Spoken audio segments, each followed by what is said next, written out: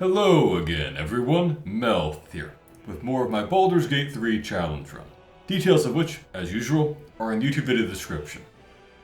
Come to think of it, one detail of the game I'm now wondering about is, so this main menu screen we have here, of course, shows the Temple of Baal that we'll explore in Act 3. So I wonder now, if you played this game in early access, what was the menu at that time when surely they weren't showing then unfinished or maybe not even conceived Act 3 content? In any case, this time I'll be going to the Gauntlet of Shar in Act 2. Watch out for spoilers throughout this run. So we left off last time with the entrance of this sinister cemetery in the Shadow-Cursed Lands. Memory of Reuven Corley. A lot of the tombstones around here are just kind of jokes. Some of them are pretty funny. I appreciate the detail put into them. Some of them you can't really read for a surprisingly long time. Bullows, town crier. Now, of course, as these jokes all over the place might suggest, this really is not as dangerous an area as you might initially expect. I really expected to fight just hordes of undead in this place or something, but in fact, it's completely empty. Perfectly safe.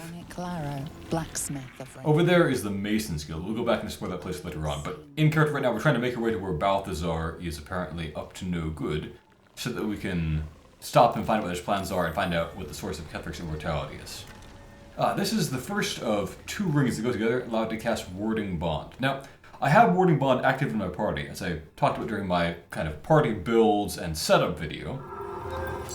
And it's a spell that is a lot stronger if it's on someone other than a cleric casting it. Cleric is probably one of the worst people to cast it, but it's only on their spell list normally. Because you don't want to have people who need to make important concentration saving throws, like clerics, taking more damage. And you also want it to be on someone who can reduce incoming damage or has temporary hit points, which clerics aren't really good at doing either of those things. So having someone else cast it is good, but having to use 2 ring slots for it is a little bit of a nuisance.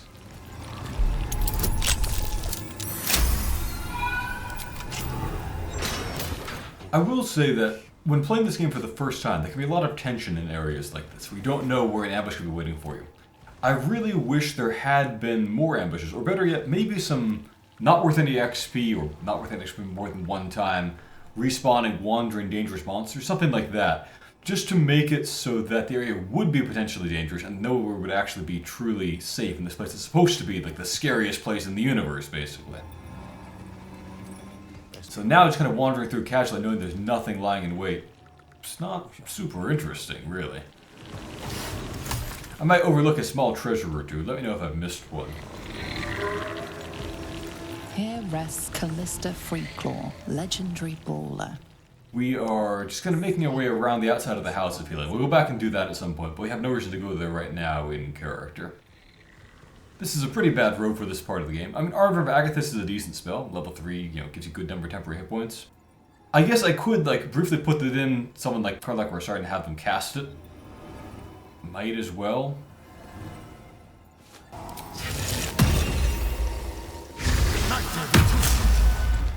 Alright, there we go.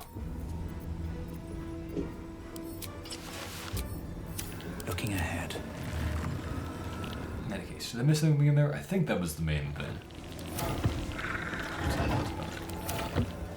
The Boots of Feigned Death in the other space, by the way, were always kind of interesting to me. Maybe wonder if maybe it was a clue that person did not actually die when they originally seemed to. And then perhaps they're just killed for real by the Shadow Curse. But who knows? This is kind of interesting. There are a few sort of paired headstones in this place.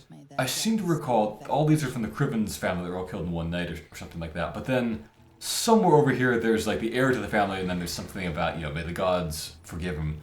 Maybe suggesting that he killed the rest of the family so they to inherit their property. Dedicated. Not that one. I thought it was somewhere around here, though. Pops the cobs to his friends. There we go, yeah. Crivens. So maybe I misinterpreted that, but it seems to me like it's being implied he killed the whole rest of the family to inherit everything. Give him. In any case. So here's Raphael. Now, he'll act as though we had a conversation with him and Astarion earlier, but we really didn't. In fact, there are many paths where you would not have had that conversation, but he'll still kind of act as though he did in this conversation. Little odd. Through the dark, he went. Raphael cut off part of his own poem there. A new grave. Yeah, the dialogue's really gotten desynced in my game lately. It's strange. Fed. Ooh, spooky. And yet you got it wrong, Raphael, because of the odd quirks of how timing has gotten off. But Only fair to warn you about the dangers ahead. this is really overhyped. Like, Yrgir the Orthon is not that big a deal. But of course, in character, we would certainly ask and try to get some clues out of this slippery annoyance. It would be pointless of me to try to bar you from entering. But I can set the scene, as it were. Prepare you for your... As a bard, Ballista has no patience for this bard-like devil. I already did. No, you did. If, through the dark, you go creeping and awake what is sleeping, chances are many more graves than yours alone. No, he would just kind of, you know, still be bound to his contract. That doesn't even really make sense. And if he even got out of here, he'd probably just die of Shadow Curse or, you know, Absolute Cult or anything. Very well. There is a creature that lurks in silence and shadow. A creature... I really don't fully understand Raphael's motive here either. Like, so he's playing both sides, of course. You know, he set Yrgir up, gave him a contract, but I guess Raphael does not actually want to pay out whatever the result of it is. So he made it so it's impossible to fulfill until potentially now. Upon this realm. In truth, it is... But, like, what does he get for keeping Yrgir there or for killing him and sending him back to the Hells to reform? Of action.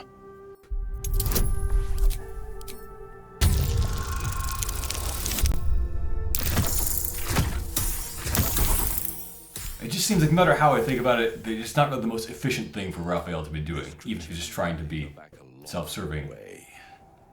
I admit it would be in my best interest as well should it remain trapped in the dark. Like, us going in there won't free either. It's not like he's penned in physically and some kind of seal will break or whatever. It's just that, you know, he's got a contract keeping him there, and that would be the same if we came in and left. Orthon?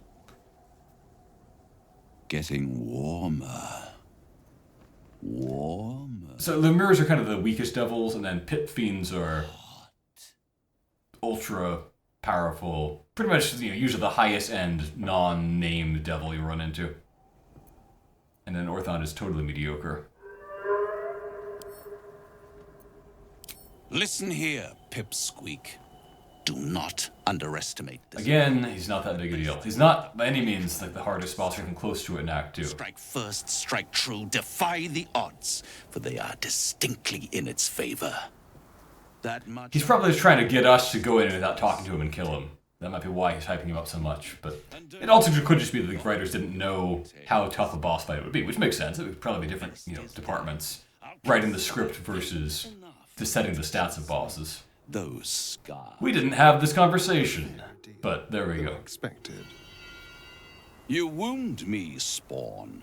I always deal. It does actually seem like a fairly small price, so now Ballista's kind of suspicious. Soon enough.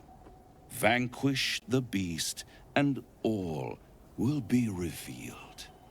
So he now intends to do nothing of the kind, at least until he knows more. So, speaking of doing nothing of the kind, let's turn aside here and do some side battles. There are a few places on the beach we're about to clear. I think in character, noticing this is right near Last Light, which we've been trying to clear the perimeter from, keep it safe. We might want to just make sure nothing dangerous is like at that jetty down there, right across from it with the Atlanta Strike Force. Let me rearrange some gear here.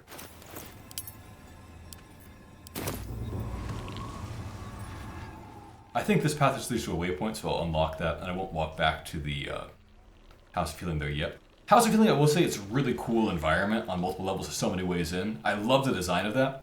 It's not terribly interesting, like, in terms of an actual battle, but it's a cool building. Alright, so down here on the beach, we will find an ambush waiting for us. But it's a really, really obvious ambush. Not that big a deal. I feel like it might actually be best for us to stay mostly up here. I'm not 100% certain about that. So maybe Ballista will walk down with the others covering him. Once we have someone walk over there, we'll spot them. Oh, we actually... No, there we go. Okay, I knew it'd be easy. So, I don't know. Let's just throw a smoke powder bomb. There's like 12 of them down there. It's an efficient way to begin the fight.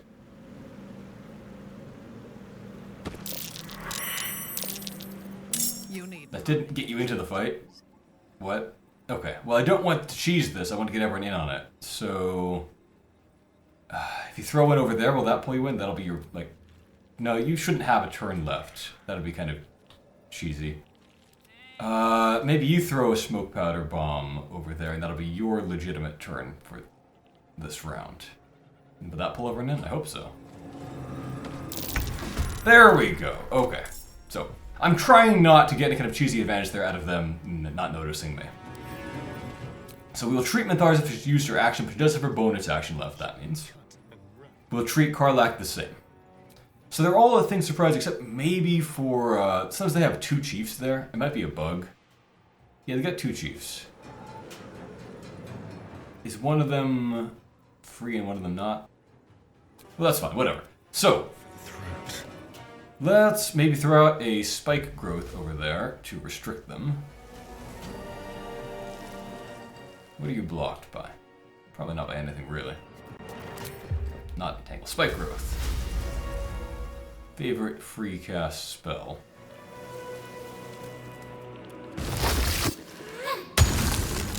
Oh, he was indeed free. There we go. Now he's in the fight. So, that will restrict him. I'm probably overkilling this. Easy these days. Paths interrupted. Well, if I walk over here, will it be interrupted? That's the question.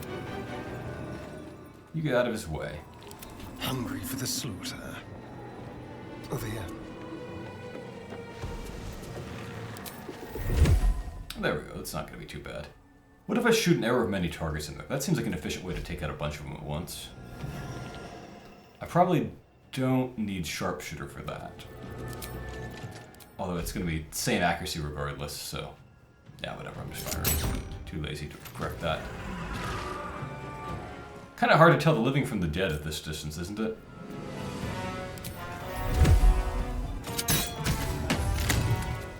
Good chunk of damage there. Still 90%. I could probably fix things here to be even more accurate, but like this is good enough. This might well kill given Cold Weak exists. There we go. Who's still alive down there? Several, actually. Can I hit the other chief? Yeah, okay. Let's do that then.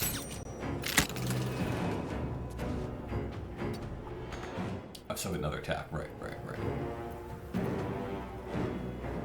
Can I hit that one? Wow, inside the building? Should have gone for him. He's the hardest one to get to, because he's, you know, inside the building.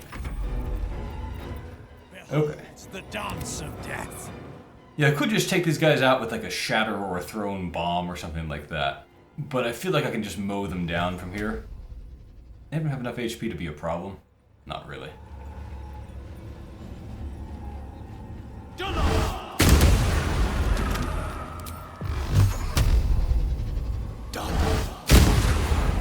I could have hexed that guy, but it's not a big deal.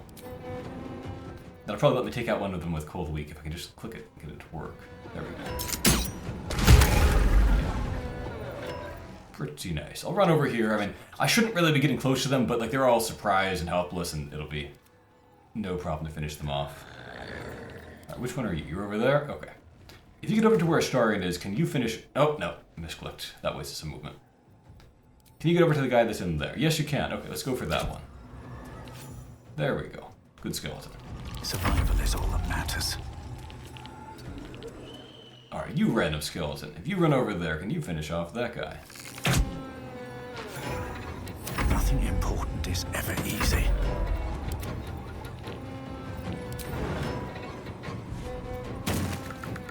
We won't take out the chief this round, but he is like Spike within. Even if he wasn't surprised, he would have very limited options to deal with us.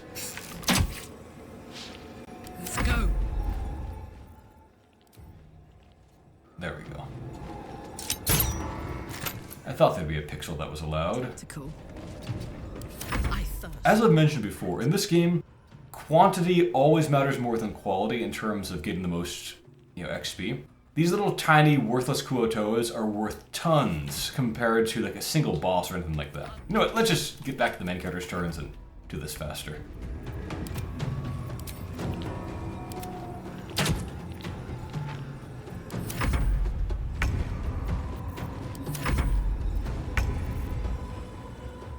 Okay, so if he finishes off one of them, and this is pretty much a guaranteed finisher in one shot. Let's hex that guy for some damage. Let's turn off repelling blast in case it like pushes our loot over the cliff. And yeah, if I can just find the pixel where I'm allowed to attack the guy. You know what, Dryad? The luxuries of infinite spike growth. Cancel it and then recast it if need be. Too dark. Yeah, I won't even bother fixing that from here. There we go. Now he's got radiating orb, so. This trick that I'm showing here, by the way, is pretty valuable. Of like, if you have multiple Eldritch Blasts and you've got Hex and whatnot, you Hex the main target you want to get, you blast a weak guy, and also focus one or more blasts on your Hex target. So you get a kill, get a Bloodless Elixir going, and then you can get even more blasts onto the main target and do the absolute maximum damage to him that way. The dance macabre.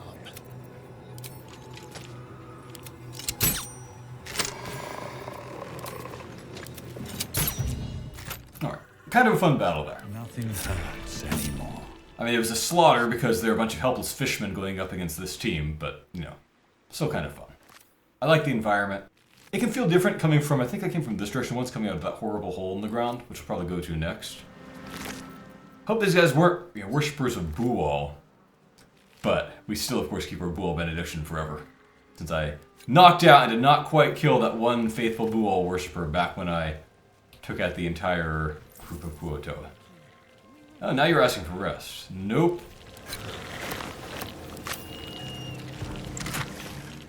Nice, error of many targets. I really spent more resources than were strictly necessary there, but it was fun, so worth it. Nice, but not actually good, just kind of funny lightning spear there. All their attacks would make you wet, so then you take double lightning damage and ice damage and things like that. I guess we had 2 copies of this because of the 2 chiefs there. That might be a bug. There are not always 2 chiefs, but there sometimes are. I really don't know. My feet.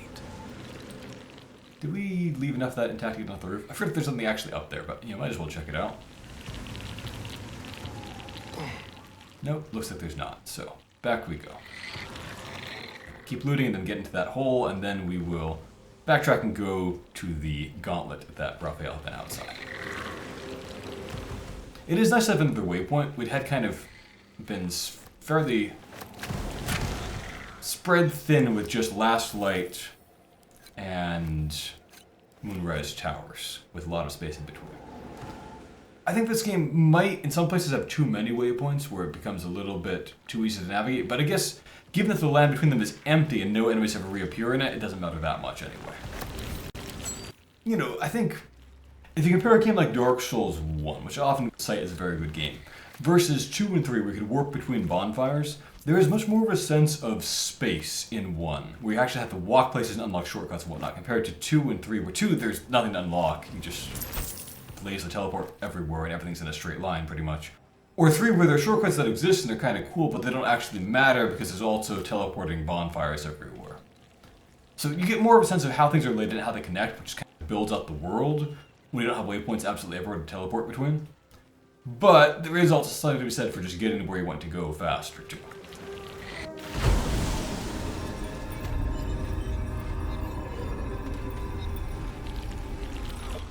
So this horrible-looking, stinking pit has an encounter at the bottom of it. We'll probably do that and then head back out of here. Hard to justify in-character going down to somewhere that looks so smelly, but we'll do it. In your name. Yes, in my name. Let's get over there and grab that treasure chest, I think. Not you. No time to rest. Wouldn't it be awful if this thing like a trap that knocked you into the pit? A couple turns should do it. Pretty sure I can pick it, no problem. Got expertise. A useless, terrible cloak.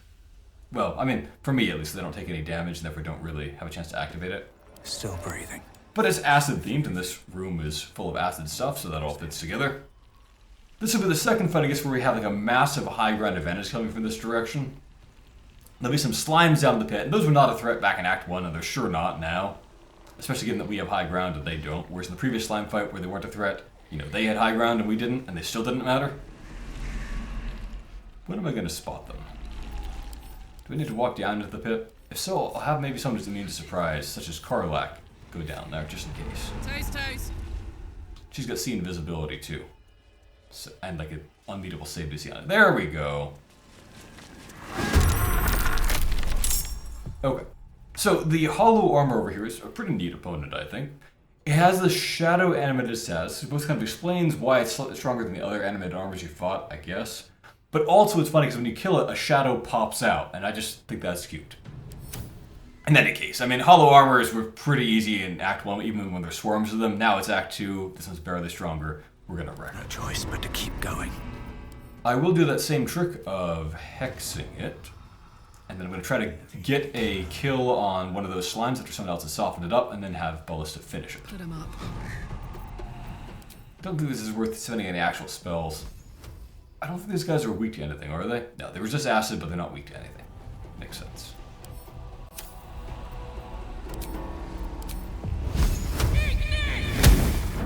I guess I might as well walk up here to get a little bit more bonuses to hit, although I think their AC is like impossible to lose to. Oh, you know who could help here? What if you just entangle those guys? Might give us a even better chance to hit them. He saved. That's not too surprising, but you know, infinite use. Love it. All right, soften that one up for someone like Ballista. We need to do a little bit more damage before it's a totally clean, guaranteed kill for him. Your attack is pretty unimportant, Menthara. Okay, a little overkill, but that's fine. Another fight. Let's go. So, yeah, that's decent. There we go.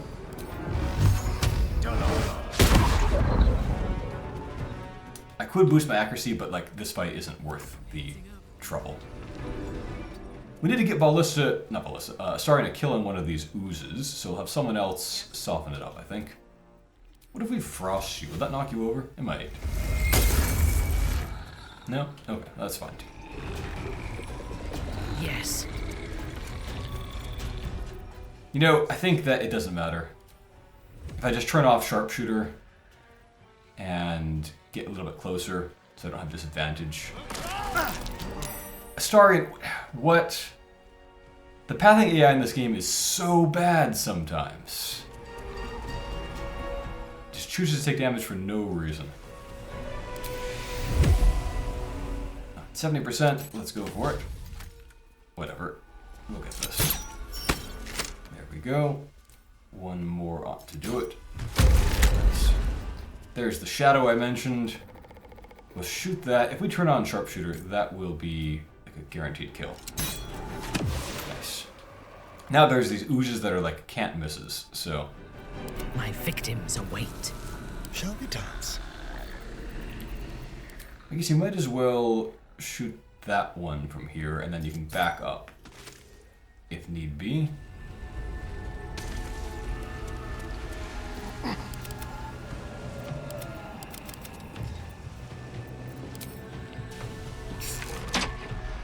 I guess it would be smart to focus fire and go for the one that's already injured. Now we have a disadvantage to hit that one.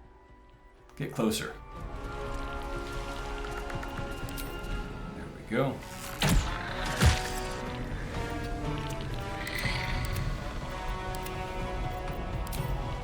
If only my shadow could get down the stairs and went up. This incorporeal being is shockingly bad at that. Can't jump, can't climb, so you often have your shadow left behind in a silly way. Come on, get down there. Let's get that chance to hit up to 95. Okay, who does that leave with an action? You shoot the thing. Your odds to kill are decent. Go for it. Yeah, there we go. Alright, one round. Wretched thing.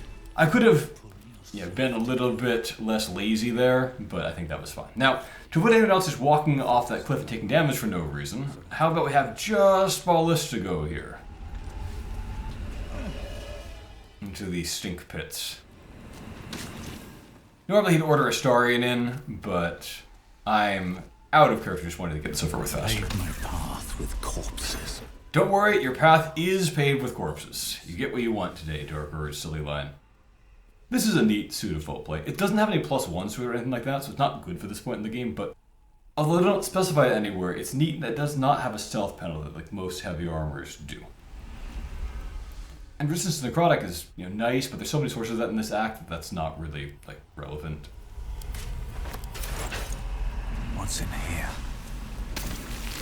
Just more icky goop is in there. Alright, was there another entrance to this pit? I know there's a connection to the morgue somewhere, but I forget where that is. Again, I've only played Act 2 once. 1.5 times, because I have another multiplayer one that's ongoing that's a little bit behind where this one is, I guess. But I feel confident there was another way in here. And that I made my way out from here onto the beach in my first run. Ah, there it is, over there. I think that leads into the morgue of the House of Healing, which we'll be going to later on. So, for now, I think we will, to save a little bit of time, just teleport back to the nearby Grand Mausoleum, and we'll get to the Gauntlet of Shar and have a look around.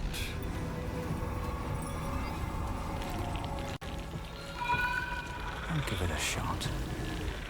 Teleporting is supposed to get your shadow back to you when it gets stuck because it can't go up and down things. Generations of Kethric's found apparently thousands and thousands of them, given the number of skulls on the ground, which is pretty peculiar. Given that they're, elves, or at least half-elves and whatnot, and therefore would have fairly sparse numbers of children spaced out pretty far, you would expect.